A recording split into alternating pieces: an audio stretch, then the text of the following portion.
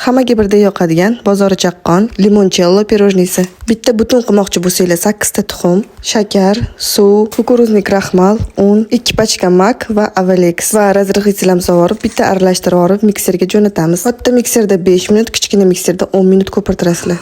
Videoda ko'rsatilgandek quyuq bo'lgandan keyin listga solib 180 gradusda 40-50 daqiqa. Yana ham o'zingizlarning duxovkalarning orientirini olasizlar. Limonli kompotay uchun limon yoki limon suvi.